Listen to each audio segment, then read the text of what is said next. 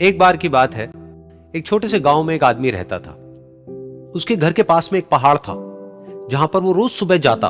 उस पहाड़ पर थोड़ी देर के लिए वो बैठता, फिर वापस आ जाता। तो रोज की तरह वो सुबह सुबह जा रहा था। पीछे से उसका छोटा सा बेटा आया। उसने आकर के उसका हाथ पकड़ लिया और कहा कि आज मैं भी आपके साथ चलूंगा। उसने पहले तो उसको थोड़ा सा समझाया और मना किया।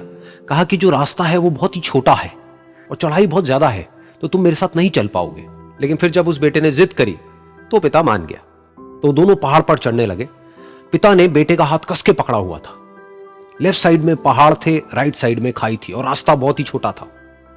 और वो पहाड़ की चोटी तक पहुंचने ही वाले थे, तभी रास्ते में एक बड़ा सा पत्थर आया। क्योंकि पिता उस रास्ते पर रोज आता था, तो उसको पता था कि वहां पे पत्थर है, तो वो साइड से निकल गया। लेकिन जो बेटा था उसका ध्यान कहीं और था, तो उसका घुटना जाकर के उस बड़े से पत्थर पर टकरा गया। तो फिर उस बच्चे के मुंह से एक चीख निकली। और जैसे ही वो चीखा, उसकी आवाज उन पहाड़ों में गूंजने लगी।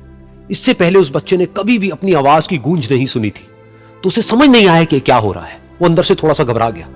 उसे लगा कि शायद कहीं कोई है जो छुप करके उसको देख रहा है और उसका मजाक उड़ा रहा है।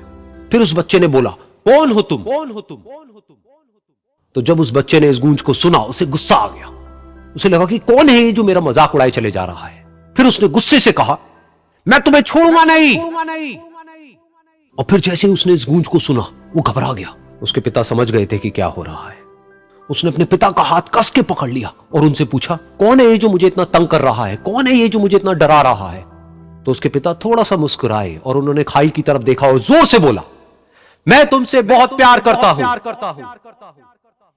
ये सुनकर वो बच्चा हैरान हो गया। उसे समझ नहीं आया कि हो क्या रहा है, कि वही इंसान जो उसका मजाक उड़ा रहा है और उसको तंग कर रहा है, वो उसके पिता को बोल रहा है कि मैं तुमसे बहुत प्यार करता हूं।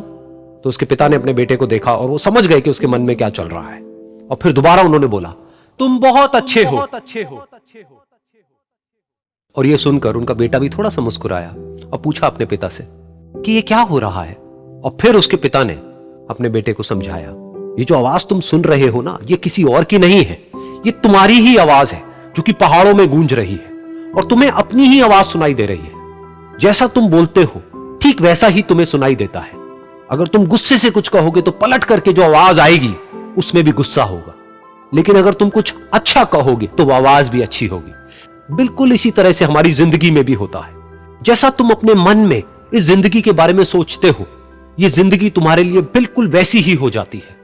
अगर तुम मन ही मन अपने आप को ये बोलते रहोगे कि मेरी जिंदगी तो बहुत ही बुरी है, तो तुम्हारी जिंदगी सच में बुरी हो जाएगी। और अगर तुम अपनी जिंदगी से प्यार करोगे तो तुम्हारी जिंदगी भी तुमसे प्यार करेगी। ये बात उस बच्चे के दिमाग में घर कर गई और फिर वो दोनों उस पहाड़ की चोटी पर गए। लेकिन बच्चे के दिमाग में यही बात घूम रही थी। और फिर वो बच्चा खिलखिला के हंसा और उसने अपने दोनों हाथ खोले और अपनी पूरी ताकत से बोला, मैं तुमसे बहुत प्यार करता हूं।